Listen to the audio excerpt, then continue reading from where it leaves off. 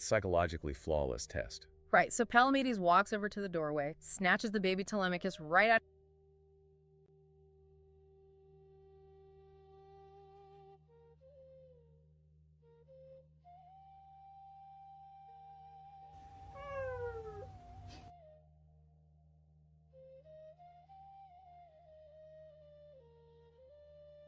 Come on in.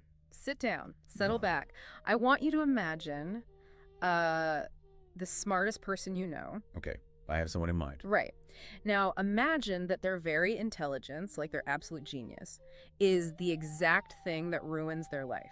Oh, wow. Yeah, it curses their friends and basically strands them in a living nightmare for a decade. I mean, imagine that being the smartest person in the room is exactly what keeps you from ever going home. That is quite the paradox. It really is, and that is the paradox we are exploring tonight. But first, let's, set the scene. I want you to imagine, just for a moment, that the room around you is getting a little darker. Setting the mood, I like it. Exactly. The day is over. The endless pings on your phone, the rush of the commute, the noisy chaos of the modern world, it's all fading away. Imagine you are sitting right next to a warm hearth fire. Like a real crackling fire. Yes, the logs are crackling, throwing these long, mesmerizing shadows across the walls. Pull a blanket up over your shoulders, because tonight we're going to tell you the ultimate bedtime story. It really is the perfect setting for this, honestly, because, long before we had streaming services or printed books or even widespread literacy, this is exactly how the greatest stories were shared. Just people sitting around in the dark. Exactly. Yeah. In the hushed, firelit dark, with a bard leaning in close to tell you a tale that would basically keep you spellbound until dawn. Right.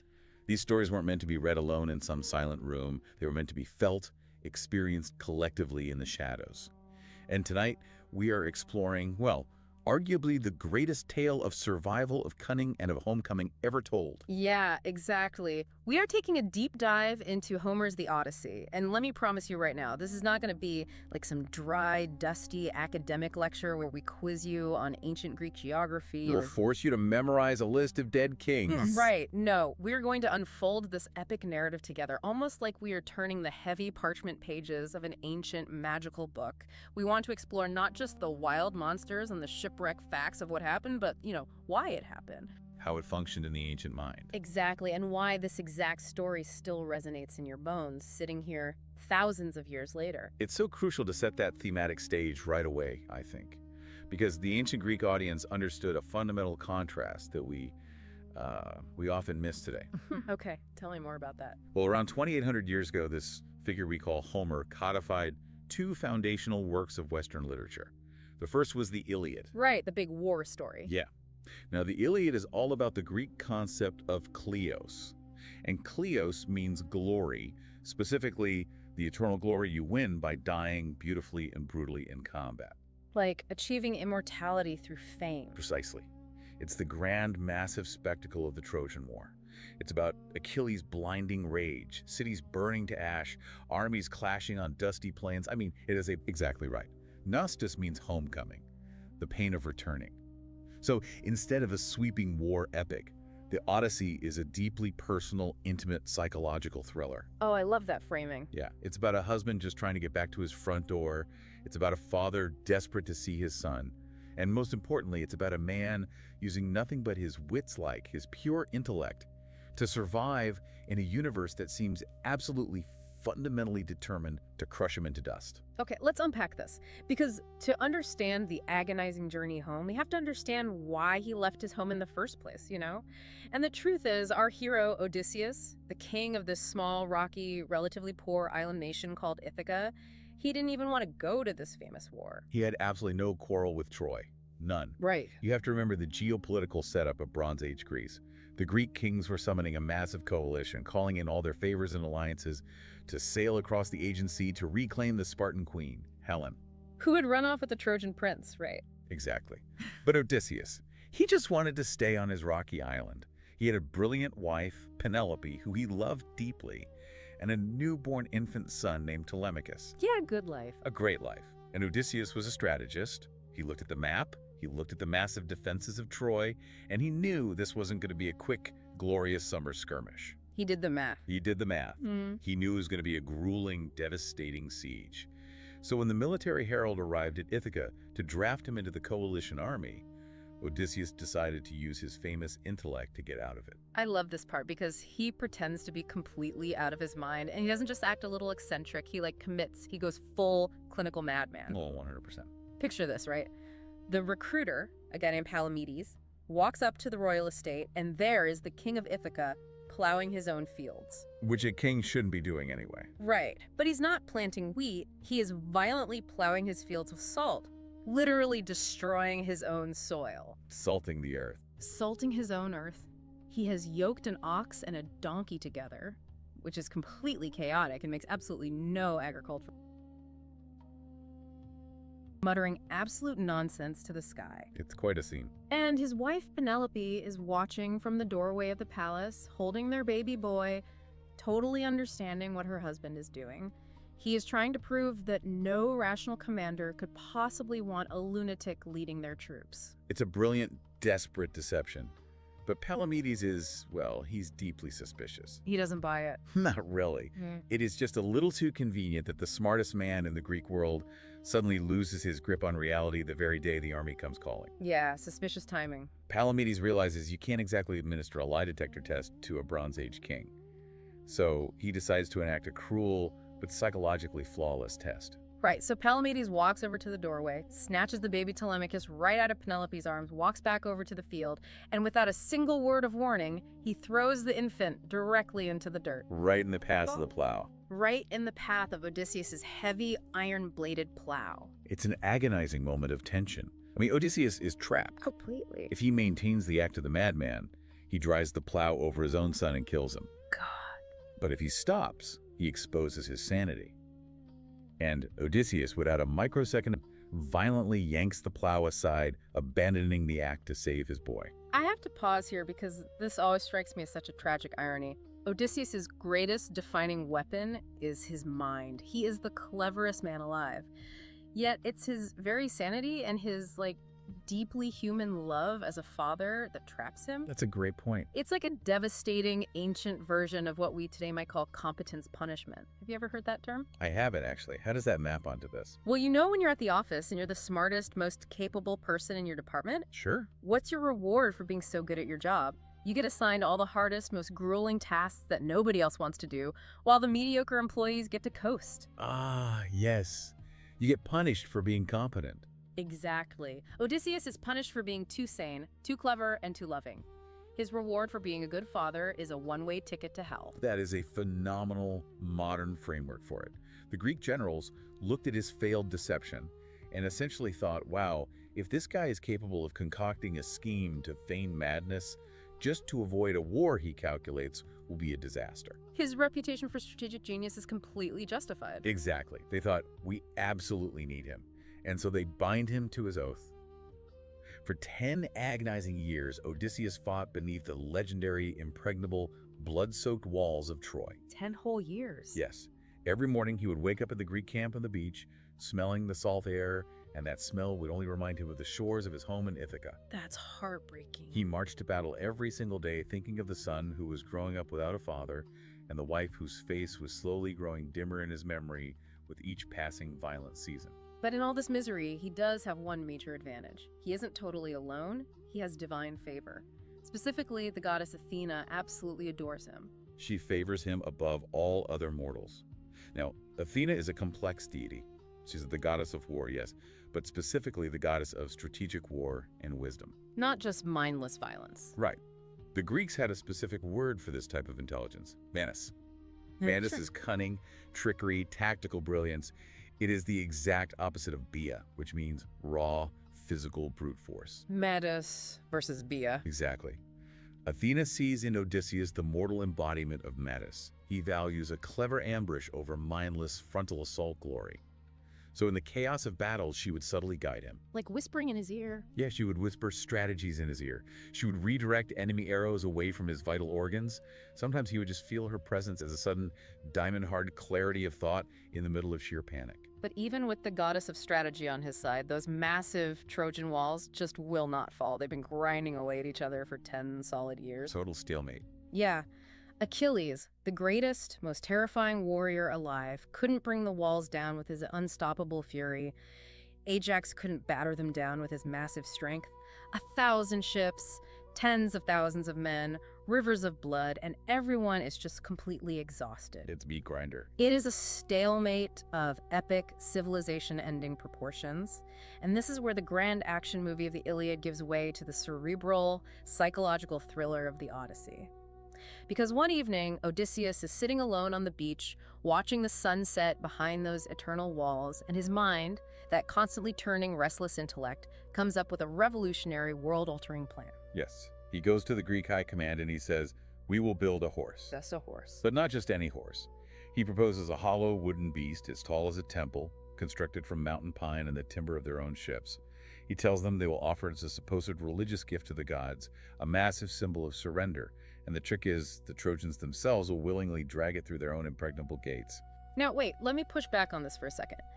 In the context of ancient Greece, where you're supposed to win that kleos, that glory, by looking your enemy in the eye and besting them in fair combat. Right. Wasn't the Trojan horse viewed as kind of, well, cowardly?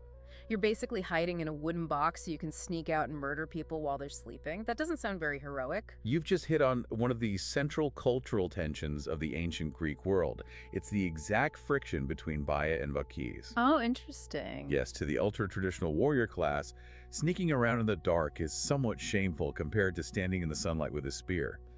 But that is exactly the point Homer is making. 10 years of Baia, of brute force, achieved absolutely nothing but graves. Wow. Yeah, it resulted in a total stalemate. Exactly. Odysseus proves that Mutis, applied correctly, is infinitely more powerful than muscles and rage. It's a paradigm shift in how the Greeks understood power. Okay, that makes perfect sense. It's brains over brawn finally winning the day. So they actually do it. It takes them 3 days of feverish work to build this 30-foot wooden monster on the beach. The engineering details are incredible. Right. They build it with hidden breathing holes in the hollow belly so the men won't suffocate. They design a heavy wooden trapdoor that is so well concealed within the grain of the wood you couldn't spot it, even if you were staring right at it. True metitus and craftsmanship. And on the final night, Odysseus leads 29 of Greece's absolute finest, most lethal warriors up a rope ladder and into the claustrophobic belly of the beast. They bring water skins and they wrap thick cloths around their bronze armor and their weapons to muffle any clinking sounds. Just absolute silence. They pull the ladder up, seal the trapdoor from the inside, and sit there in the suffocating pitch-black darkness, waiting. The psychological discipline required for that is staggering. Meanwhile, outside, the rest of the massive Greek army burns their own camp to the ground, leaving behind scorched earth. Just totally faking a retreat. Yeah, they sail their fleet just over the western horizon, hiding out of sight behind a nearby island. When dawn breaks, the Trojans come out of their gates to find the beach completely empty, save for the smoking ruins of the camp and this massive, terrifying wooden offering. They must have been so confused. They debate it for hours. Some want to burn it, some want to push it into the sea. But eventually, driven by religious awe, hubris, and the sheer, intoxicating relief that the 10-year nightmare is finally over, they drag it inside their walls. The biggest mistake in history. They spend the entire night celebrating, drinking vast quantities of wine, singing songs of victory, completely unaware that their total annihilation is sitting silently right in the middle of their city square. And then in the dead of night, when the entire city of Troy is passed out drunk and exhausted, Odysseus and his 29 men open that trapdoor. The trap is sprung. They descend in absolute terrifying silence. They slit the throats of the few guards who are still awake, and they swing open the massive bronze gates of Troy from the inside. The Greek fleet, which had rowed back silently under the cover of darkness, pours into the sleeping city. By dawn, the great city of Troy is nothing but a smoking ruin. The war is over. It is the ultimate triumph of intellect. Odysseus achieved in one single night of silence, patience, and trickery what Achilles and all the combined brute strength of Greece could not achieve in a decade of relentless bloodshed. Mind over matter.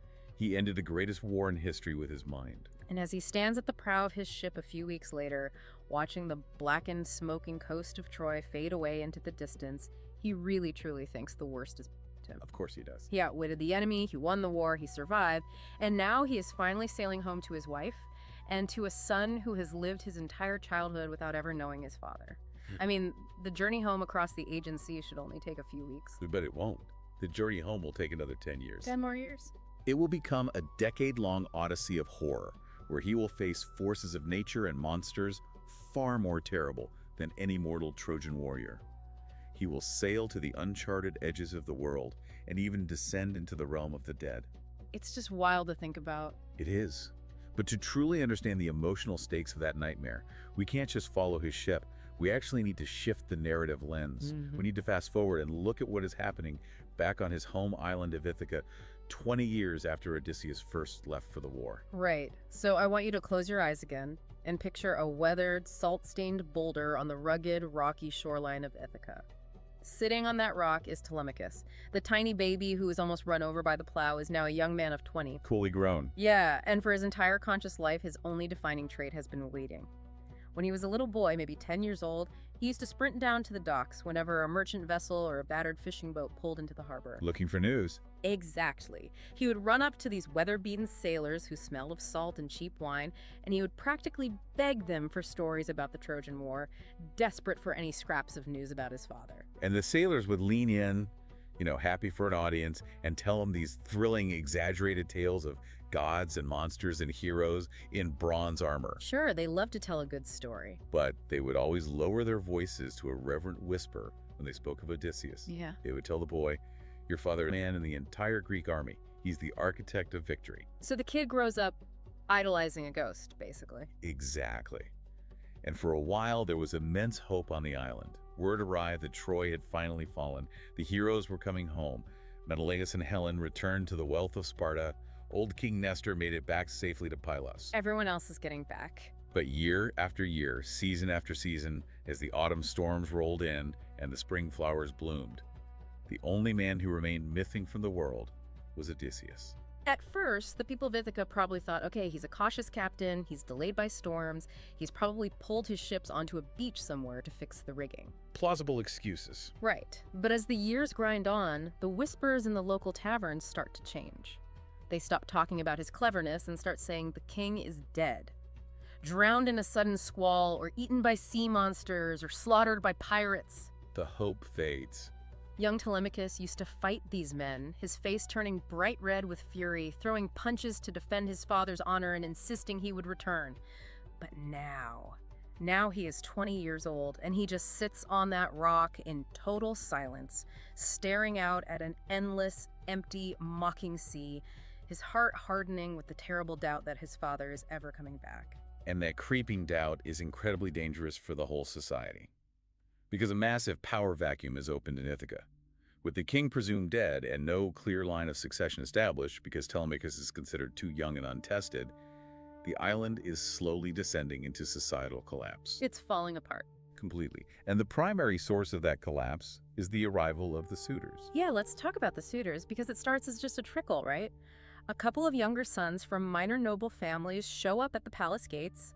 They dress in their finest, most expensive linen robes, they bring polite gifts, and they make these pretty slimy little speeches about wanting to protect the grieving widow Penelope in her time of need. Very noble of them. Right, heavy sarcasm there. Because what they really want is painfully obvious. They want to marry her, take control of the royal estate, and claim the throne of Ithaca for themselves. Penelope, who is still deeply, passionately, and stubbornly in love with her missing husband, refuses them. She politely but firmly turns them away, citing her ongoing grief. But in ancient Greece, an unprotected, wealthy widow is a target. The trickle of men turns into an absolute flood. They just keep coming. Soon, the ambitious sons of every important noble family on the island and heavily armed nobles from all the neighboring islands begin to arrive. Over 100 of these arrogant, entitled, violent young men literally invade the palace. Like a plague. They install themselves in Odysseus' own halls. They aren't just visiting. They are an occupying force. They slaughter his best cattle, his sheep and his pigs for their massive daily feasts. They aggressively drain his cellars of the finest aged wine he had been carefully storing for his return. The Great Hall, once a place of law and order, becomes a scene of constant roaring debauchery. It's essentially a home invasion that never ends, and their polite requests for Penelope to choose a new husband turn into aggressive, terrifying. They corner her in the dim hallways of her own home. They block her path on the stairs. They are essentially holding the queen hostage in her own house, eating her out of house and home to force her hand. To understand the true horror of what the suitors are doing, you have to understand the most sacred law of the ancient Greek world, xenia. Xenia, is that like hospitality? It translates roughly to hospitality, but it is so much more profound than just offering someone a cup of tea. Xenia was the divine law of guest-host relations, overseen by Zeus himself. Oh, so it's a religious thing. It's huge. In a world without hotels or international law, xenia was the only thing preventing total barbarism. If a stranger comes to your door, you must feed them, bathe them, and protect them. In return, the guest must be respectful, not overstay their welcome, and certainly not threaten the host. Okay, so a mutual contract. Exactly. The suitors are taking the sacred concept of xenia and weaponizing it. They are demanding the rights of guests while behaving like parasites. They are breaking the fundamental social contract of the ancient world. That context makes them so much worse. It's not just that they're annoying frat boys, they are actively committing a sin against the gods. But here is where we see that Penelope is absolutely, without a doubt, Odysseus's true equal. Yes. She has a cunning mind, a deep reservoir of mates that perfectly matches her husband's. She knows she can't physically fight off 100 heavily armed men with swords, so she fights them with a trick. A brilliant trick. She walks out onto the balcony, looks down at this mob of suitors, and announces that she will indeed choose a new husband. But, she says with total solemnity, she cannot possibly remarry until she completes a sacred, unavoidable religious duty. She tells them she must weave a massive, elaborate burial shroud for Odysseus's elderly father, Laertes, who is nearing the end of his life. Playing on their piety. Exactly. She tells them it would be a terrible sin against the gods and a stain on her honor to leave this duty unfulfilled before she marries. And this is genius, because the suitors, no matter how arrogant they are, cannot publicly argue against piety and respect for the elderly. They're trapped. So every single day, Penelope sits at her great wooden loom in the upper chambers, surrounded by the noise of these men who sometimes climb the stairs just to watch her work and pressure her. They see this magnificent, incredibly complex burial shroud growing longer and heavier every day. They grumble about how long the intricate patterns are taking, but they are forced to accept it. But Penelope is playing a phenomenally dangerous game.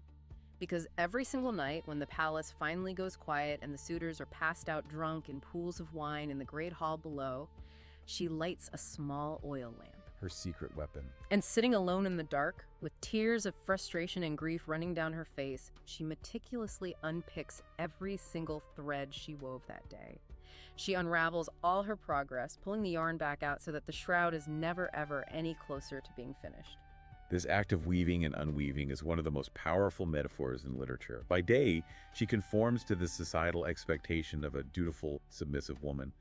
But by night, she exerts her own secret agency. That's a great way to put it. The Greeks had a beautiful word for this dynamic, homophrosyne. It means like-mindedness, or a perfect intellectual match between a husband and wife.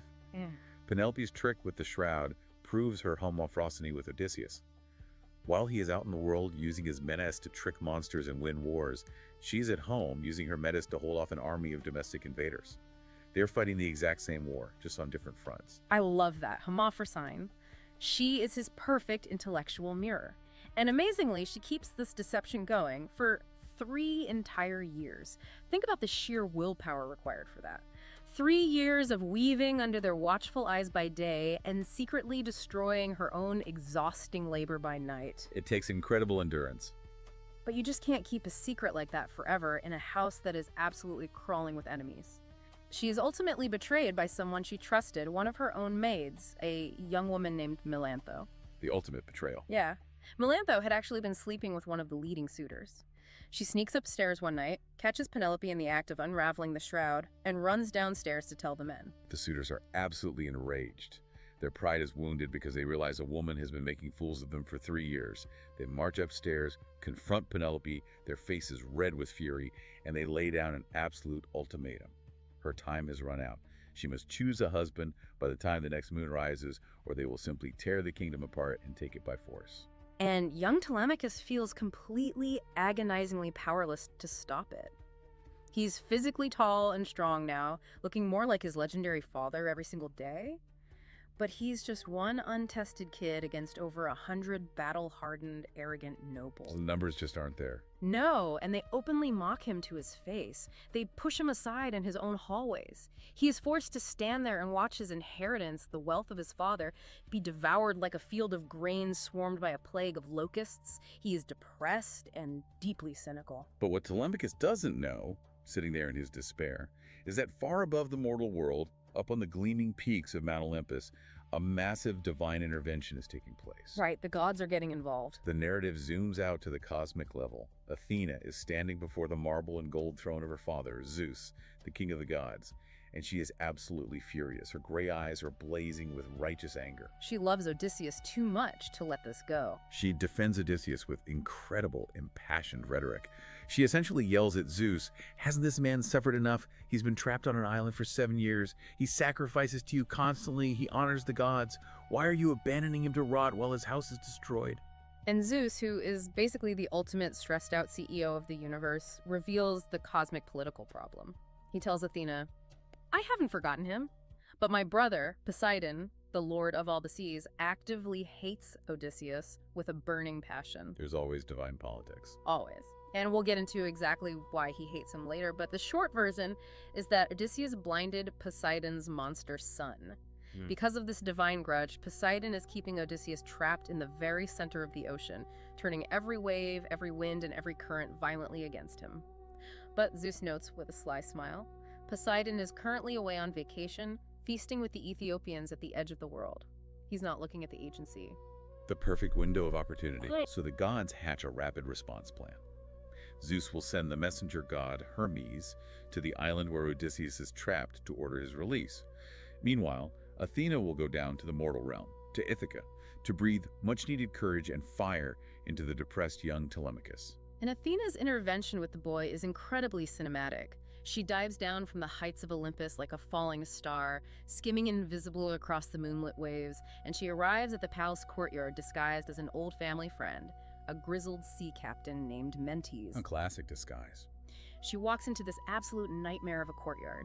It's filled with discarded animal bones, pools of spilled wine, and these gross, wealthy suitors loudly pawing at the serving maids, and there's Telemachus sitting alone in the shadows looking utterly defeated. Poor kid. But the moment he sees a stranger standing at the gate, he jumps up and acts with perfect, flawless insignia. He doesn't know it's a god, but he offers this old sea captain food, a quiet seat away from the noise, and warm water to wash her hands. He acts exactly like a true king's son should. Athena, hiding behind the face of Mentes, is deeply impressed. She observes his manners, his underlying strength. She tells him he has his father's careful, measured movements and his sharp, observant eyes. And when the suitors get particularly rowdy, throwing beef bones at a stray dog and harassing the women, she leans in close to the boy and drops the hammer. What does she tell him? She tells Telemachus that this behavior is a sickening disgrace, a horrific violation of the sacred laws of hospitality. She looks him in the eye and tells him no self-respecting man, no true son of Odysseus would tolerate it for another second. She essentially tells him it's time to stop whining, step out of his father's shadow, and become the man he was born to be. Some tough love from a goddess. Extremely tough love. He needs to call a public assembly of the entire island, denounce the suitors to their faces in public, and then get on a ship to find real news of his father. Telemachus is terrified by the prospect. He's like, I'm just one guy, I don't own a ship, I don't have a crew, what can I possibly do against 100 armed men? But Athena reaches out, grabs his shoulders, and he literally feels this warm, divine strength flow directly into his veins. The divine touch. She tells him to sail to Pylos to see old King Nestor, and then to Sparta to see Menelaus and Helen. And then, as she's turning to leave, she drops the disguise. She transforms into an enormous sea eagle and just soars straight upward into the night sky, casting a massive, terrifying shadow over the courtyard. It is the ultimate divine mic drop. Telemachus stands there, trembling, as the realization washes over him. He hasn't just been talking to an old sea captain. He has been counseled directly and personally by a god, and that knowledge alters his DNA instantly. The depressed boy dies, and a man wakes up. Beautifully said. The very next morning, he dresses in his finest linen tunic, straps a heavy bronze sword to his waist, and for the first time in his life, he formally calls the public assembly. He marches down to the town square, stands under the ancient, sprawling olive tree where his father used to dispense justice, and he speaks with a voice that suddenly echoes with authority. He publicly loudly shames the suitors in front of the entire town. He tells the elders that these men are a plague, a disease devouring his house from the inside. Of course, the suitors immediately fight back. Antinous, who is the absolute worst, most violent ringleader of the group, is this tall, physically intimidating guy with cold, dead eyes. A real bully. He sneers at Telemachus, calling him a beardless whining boy. He tries to flip the script and publicly blames Penelope for her 3-year weaving trick, saying she brought this on herself by deceiving them. Classic victim blaming. Totally. Another suitor, Eurymachus, who is more of the slimy, political type, tries to be smooth and deceptive. He says, "Hey kid, let's be realistic. Your dad is fish food. Just pick one of us to be your new stepdad, and we'll let you keep a little piece of the inheritance." But Telemachus doesn't flinch. He holds his ground. He declares to the assembly that he is leaving the island to find news of his father, and he swears a blood oath by Zeus that if he discovers Odysseus is indeed alive and returning, the suitors will all face a horrific wrath. He's laying down the law. He throws the heavy wooden speaker staff down onto the stone floor with a crack that rings out through the square, and he turns and walks away, leaving the entire assembly completely shocked into silence by his newfound spine. It's such a triumphant moment. With Athena's continued, behind-the-scenes help, she's now disguised as Mentor, another old friend, Telemachus procures a sleek, fast black ship and a loyal crew of 20 men. They row out under the cover of night and sail to Pylos, where he meets the incredibly ancient 90-year-old King Nestor. Nestor's a great character. He is, but he essentially just rambles about the horrors of the war and how much he respected Odysseus' tactical brilliance. He has absolutely no idea where Odysseus is now, having lost track of his fleet in a storm right after the war ended. So, hitting a dead end, Telemachus hops in a chariot and rides overland to the great kingdom of Sparta. And arriving in Sparta is a sensory shock for a kid from a rocky island. Sparta is dripping in wealth. The palace walls literally gleam with gold, amber, and ivory. King Menelaus and the famously beautiful, almost otherworldly Helen are in the middle of throwing this massive, opulent, double-wedding feast for their children. Quite the welcome. When Telemachus walks in, they stop dead. They instantly recognize the sharp features of Odysseus in the boy's face. The memories of the war are so heavy that it actually makes Telemachus break down and cry at the feast. But Helen, being Helen, slips a magical, potent Egyptian drug into the communal wine bowl, a drug that literally banishes all sorrow, numbs the pain of the past, and makes everyone forget their grief so they can actually talk. Which is a whole other fascinating side story about ancient coping mechanisms. Medicating trauma. But once they are calm, Menelaus tells Telemachus this completely wild story. He says that on his own chaotic journey home from Troy, he was trapped by contrary winds on an island off the coast of Egypt. He and his men were starving. In sheer animal desperation, Menelaus ambushed a minor sea god named Proteus, the shape-shifting old man of the sea. That is a dangerous move. Extremely. Menelaus physically jumped on this god and wrestled him as Proteus rapidly transformed into a roaring lion, a massive serpent, a towering tree, rushing water, and finally blazing fire. Menelaus held on for dear life until Proteus finally exhausted himself, surrendered, and agreed to answer his questions. And Proteus, who sees all the secrets of the ocean, told Menelaus that Odysseus is alive. But the news comes with a devastating caveat. Proteus saw him alive, but completely trapped. He saw Odysseus on a remote mythical island called Ogygia, held captive by a beautiful immortal nymph. He had no ship, no crew, no way to escape, and Proteus saw him sitting on the shoreline crying his eyes out every single day. Telemachus is reeling from this. His dad is alive. Sure, it's been 7 years since Proteus saw him, but he's out there. He didn't drown. And knowing that his father is alive, Telemachus immediately heads back to Ithaca to prepare his mind for the storm that is surely coming. Because now the narrative eye of the story finally shifts. We leave the son who has been searching for the father, and we zoom across the ocean to the father, desperate to return to the son. Let's deliberately lower the tempo here, because we are moving from the bustling wealth of Sparta to the absolute gilded isolation of Ogygia. Right. For 7 long, agonizing years, Odysseus has been trapped on this island. It is, by all mortal standards, an absolute paradise. There are deep, crystal-clear black waters, lush forests of cypress and alder, clear cold springs, and wild meadows blooming with violets. And in the very center of this perfection is a magnificent cave, home to Calypso, a nymph of unimaginable blinding beauty, a daughter of the mighty Titan Atlas. Sounds nice, honestly. Well, 7 years ago, she saved a half-drowned Odysseus from a shipwreck, nursed him back to health, and fell desperately, obsessively in love with him. But it's a prison. It's a beautiful, perfect, inescapable prison.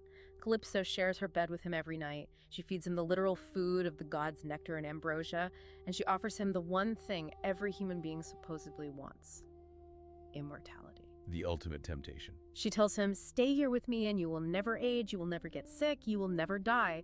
We will live here in perfect comfort forever, completely beyond the reach of fate, war, and suffering." What's fascinating here is the profound philosophical choice Odysseus makes and what it tells us about the Greek conception of a meaningful life. He is offered the ultimate human fantasy, to cheat death and live in eternal comfort with a beautiful goddess. But he rejects it completely. He wants his messy mortal life back. Exactly.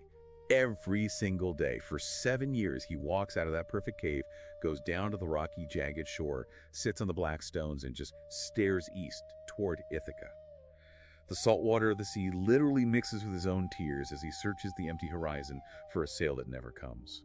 He tells Calypso, "I know Penelope is mortal, I know she will age and die, but I would rather die violently out there on the waves attempting to reach Ithaca than live forever here without seeing my home again." It's so beautiful and heartbreaking. Why does he choose that? I mean, why choose death over eternal paradise? Because the Greeks believed that a life without struggle, without aging, without the threat of death is fundamentally empty. It lacks meaning. Odysseus chooses the pain of aging, the inevitability of loss, and the absolute certainty of his own mortality because it comes with authentic, messy, human love and connection. He rejects a perfect but stagnant paradise because he would rather have the suffering of a real finite life. He wants his nostos. Man, that is deep. But thankfully, his weeping hasn't gone unnoticed by the universe. As we know, Zeus has finally sent Hermes down to sort this mess out. Hermes, with his glowing winged sandals, lands on the island and finds Calypso weaving at her golden loom, singing a beautiful song. He walks up and delivers the absolute, non-negotiable smackdown from Zeus.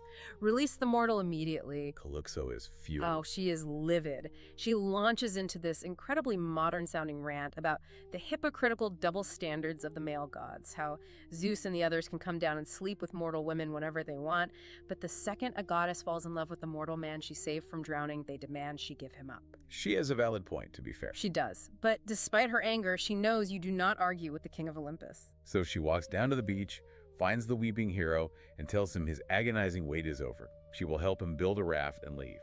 Odysseus, who has been traumatized, battered, and constantly disappointed by gods and monsters for years, doesn't believe her at first. I think it's a trap. He's deeply paranoid.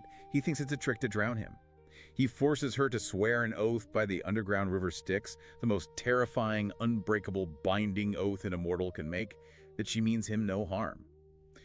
Only when she swears it does he finally allow himself to feel a tiny spark of hope. And he immediately gets to work. For 4 days, the king of Ithaca becomes a shipwright. He chops down 20 massive alder and pine trees with a bronze axe.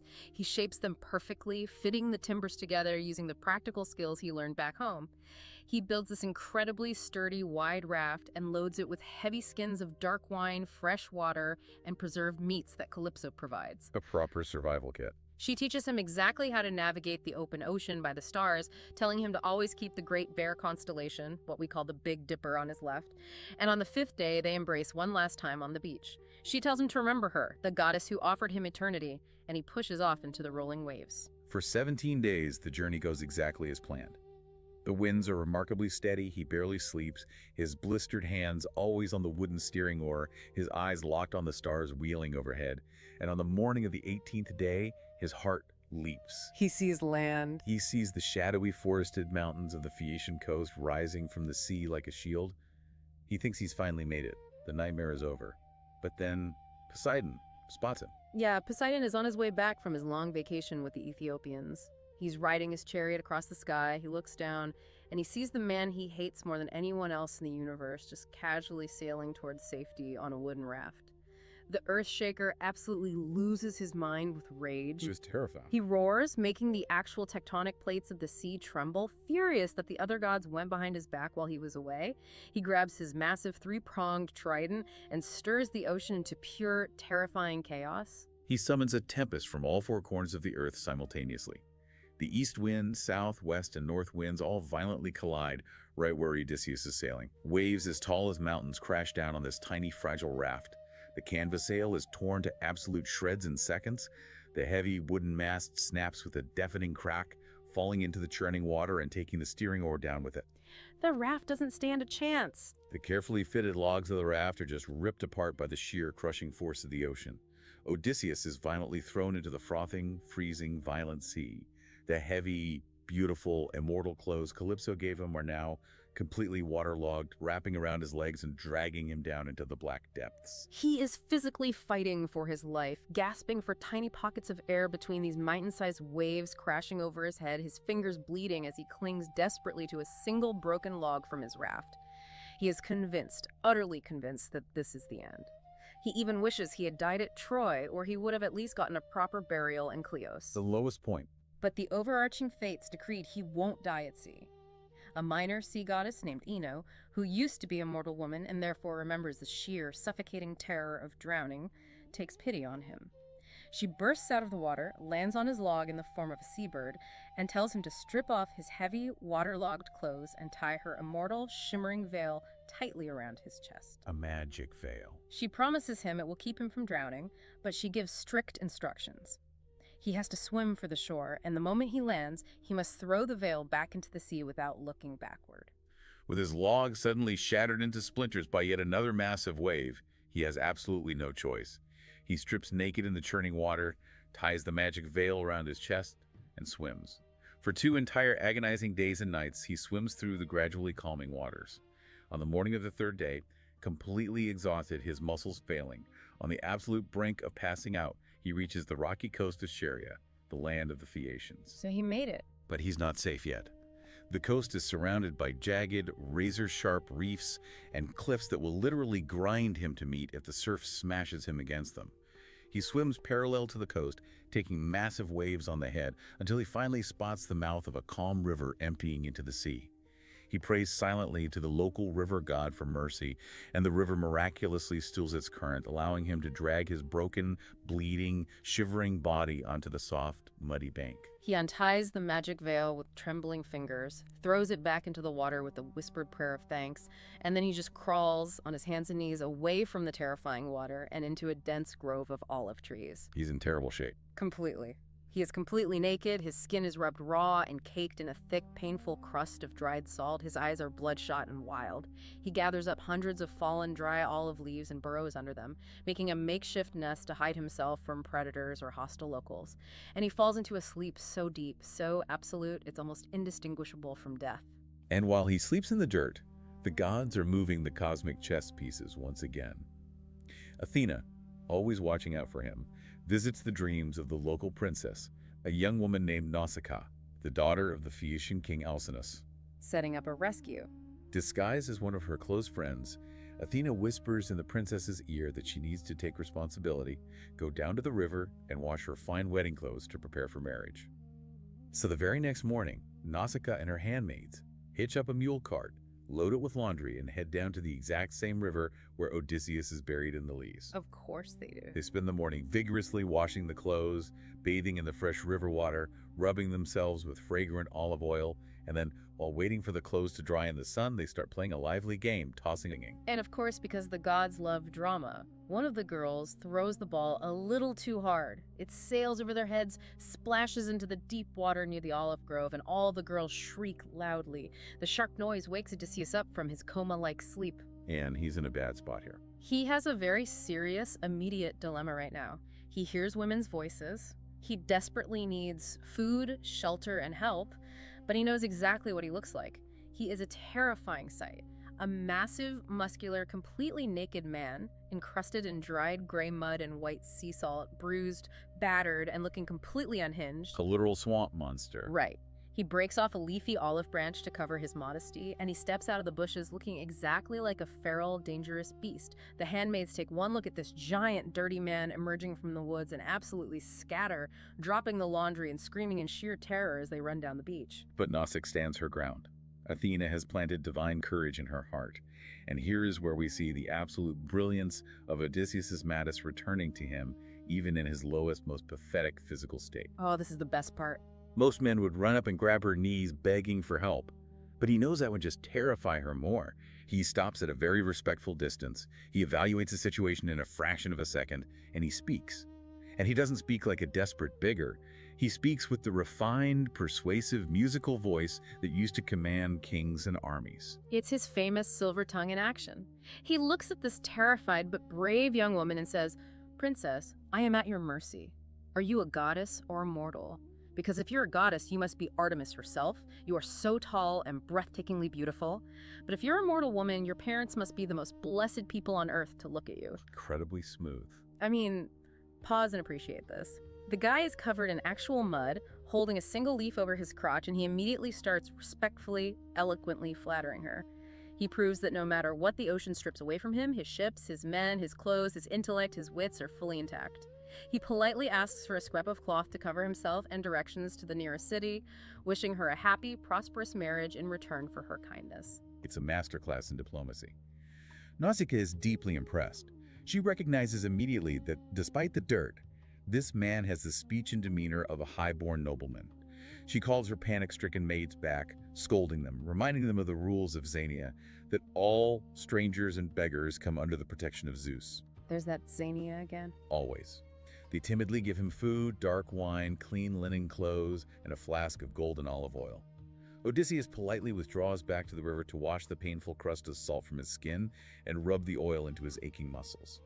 And when he emerges in the clean clothes, Athena intervenes again, enhancing his physical appearance, making him look taller, more muscular, and incredibly handsome. Gave him a little glow-up. Nausicaa is so struck by the transformation she whispers to her maids that he looks like a god descended from Olympus. But she's smart, too. She's a princess in a small town. She doesn't want the local sailors and gossips talking about the unwed princess walking into the city with a mysterious, incredibly handsome older man. Gotta protect her reputation. Right. So she gives him tactical instructions. She tells him to follow her cart from a distance, but to wait in a sacred, walled grove of Athena just outside the city gates until she is safely home, and then make his own way to her father's palace.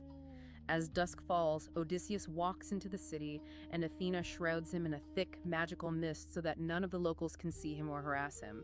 And guys, this palace of King Alcinous, it is wildly opulent. It is a marvel of Bronze Age imagination. The walls are made of solid, glowing bronze, topped with a frieze of deep blue enamel. Golden and silver statues of guard dogs, supposedly crafted by the blacksmith god Hephaestus himself, stand watch at the massive doors. Inside, 50 golden torch holders, shaped like beautiful young men, light up the cavernous great hall where the nobles are feasting. Just flexing their wealth. Odysseus walks right through the middle of the crowded room, completely invisible in Athena's mist, until he reaches the central hearth where King Alcinous and his highly respected wife, Queen Arete, are sitting. And then, suddenly, the mist drops. He just materializes out of thin air, shocking everyone, and he immediately falls to his knees, throwing his arms around Queen Arete's knees. In ancient Greece, grasping the knees is the ultimate, universally recognized gesture of a suppliant. It means, "I place my life entirely in your hands, please do not kill me." A very dramatic entrance. The whole noisy hall goes dead, pin drop silent. He begs the queen for an escort home, saying he has suffered hardships no mortal man should ever have to endure. For a long moment, nobody moves. Finally, the oldest noble in the room speaks up, gently reminding the king of Scylla. He says it's not right to leave a guest groveling in the ashes of the hearth, so King Alcinous steps forward, raises him up by the hand, sits him in a beautiful silver-studded chair, and orders the servants to bring him food and wine.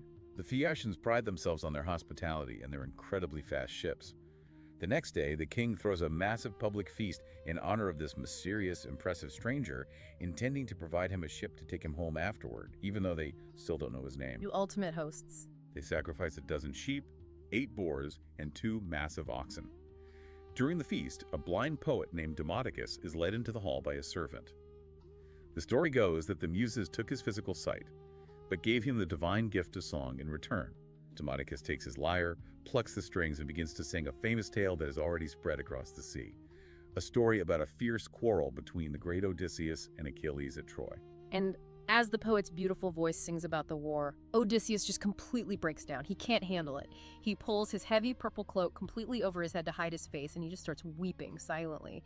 He's hearing a song about his own life, but it's bringing back the visceral memories of all his dead friends, the mud, the blood, the sheer horror of it all. It's overwhelming trauma. King Alcinous notices the stranger's distress, discreetly stops the music, and has Demodocus play a funny, lighthearted song about the gods having an affair instead.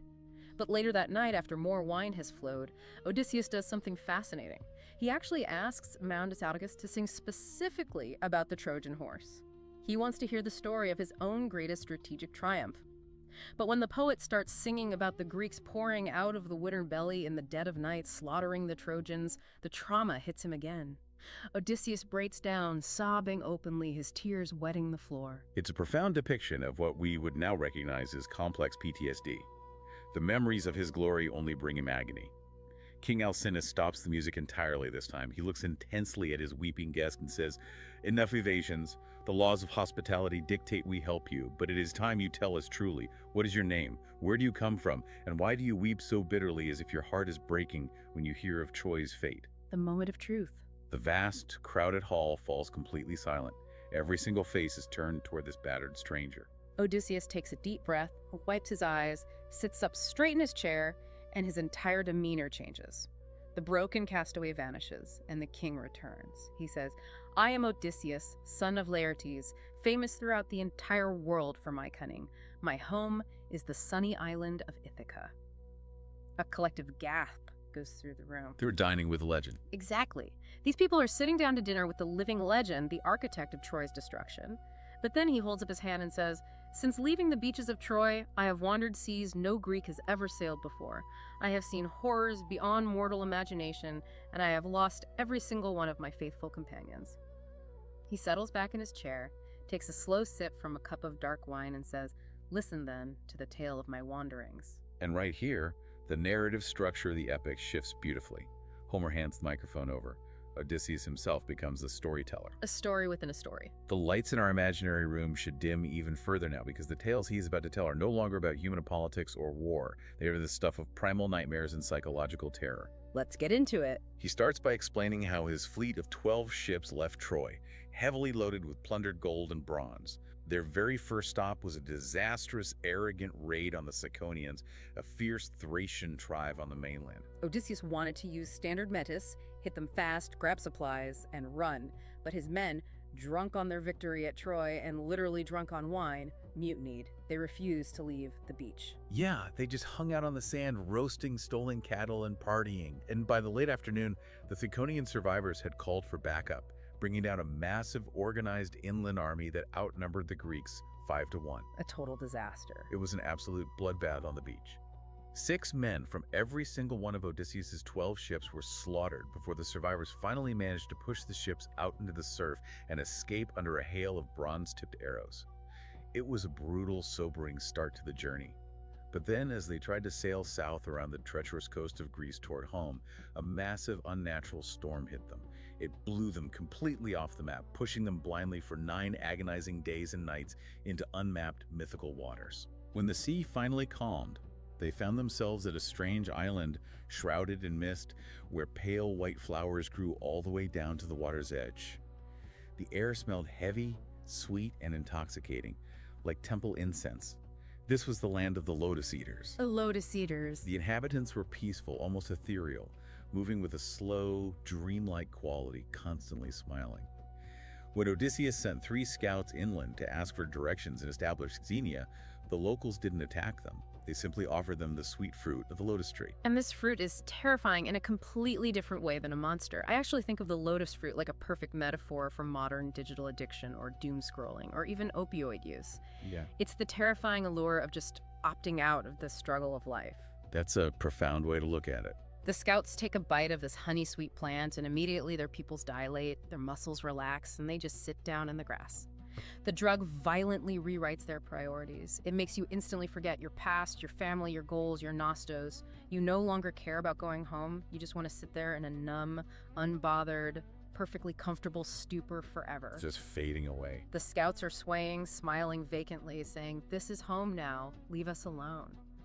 Odysseus realizes the existential danger immediately. This isn't a monster that rips your flesh apart. It's a plant that steals your will to live your actual difficult life. It destroys your soul. He has to physically grab his weeping, struggling men, drag them by their hair back to the ships, tie them up below deck, and order the fleet to row away as fast as physically possible. It is a profound psychological horror. The Lotus Eaters represent the death of ambition and memory. But the physical horror, The ultimate test of survival is waiting at their very next stop. The Cyclops. Exactly.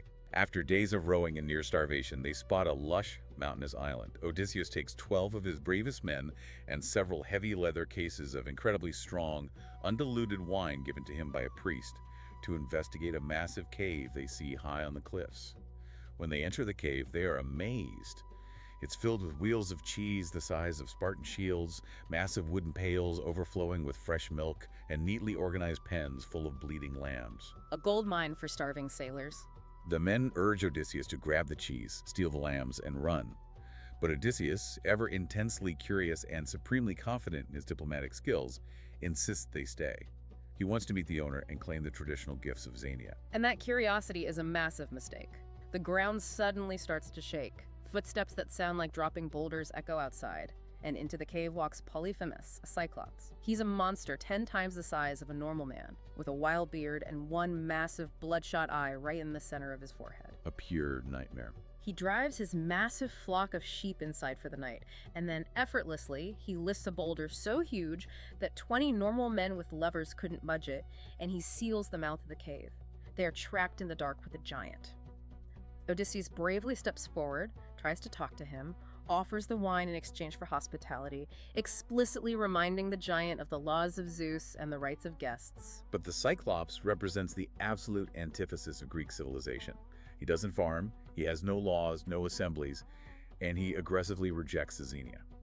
Polyphemus laughs a booming laugh and says he cares nothing for Zeus or his little rules. Faster than the men can even react, the giant's massive hands shoot out, grab 2 of Odysseus's screaming warriors by the legs, and smashes them headfirst against the solid stone floor of the cave. Oh, man. The sickening sound of their skulls shattering echoes in the dark. He then proceeds to tear them limb from limb, devouring them entirely, flesh, bone, entrails, and bronze armor crunching between his massive teeth like nuts. Just brutal. The remaining Greeks are paralyzed with a primal terror. They have faced the greatest human warriors of Troy without flinching. But normal combat tactics cannot win against a monster of this scale. And Odysseus quickly realizes that even if he managed to draw his sword and stab the giant in his sleep, they would just starve to death behind that unmovable boulder. They need the giant alive to open the door. For 2 agonizing days, this waking nightmare continues. 2 more men are brutally smashed and eaten for breakfast, 2 more for dinner. The cave floor is sticky with pooling blood and gore. The men are weeping, huddled in the dark corners. But on the 3rd night, Odysseus' menace kicks into high gear. He enacts his brilliant plan. And it is brilliant. He approaches the giant, holding a wooden bowl filled with the incredibly strong, unmixed wine they brought from the ship. Polyphemus, who usually only drinks milk, loves the sweet alcohol. He demands bowl after bowl, drinking greedily until he's swaying and slurring his words. He looks down at Odysseus and asks for his name, promising to eat him last as a gift of hospitality. And Odysseus bows deeply and says, "My name is Nobody." Nobody. It is linguistic genius. In ancient Greek, the word for nobody is outis. The giant laughs drunkenly, passes out hard from the unmixed wine, and begins to snore so loudly the cave walls vibrate. Here's their chance. Working quickly and quietly in the dim light of the fire, Odysseus and 4 of his strongest men take a massive olive wood pole they had found earlier in the cave. They sharpen the tip to a fine point, heat it in the glowing red coals of the fire until it hardens and catches flame, and they position it together, holding it like a heavy battering ram directly over the sleeping giant's face. At Odysseus's whispered signal, they thrust forward with all their combined strength, driving the glowing red-hot wooden stake straight and deep into the Cyclops' single massive eye. The horrifying hissing sound of the eyeball boiling, the thick smell of burning flesh, the absolute unimaginable agony.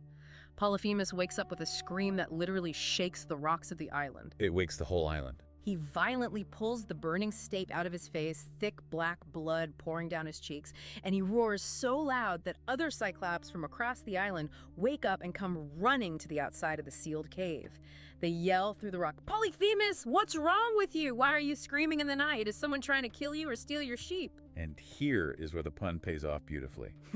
From inside the cave, the blinded, agonizing giant screams back, "Nobody is killing me! Nobody has blinded me!" That's incredible. The other Cyclops outside stop, look at each other and say, "Well, if nobody is hurting you, it must be a sickness sent by the gods. We can't help you with that. Pray to your father, Poseidon."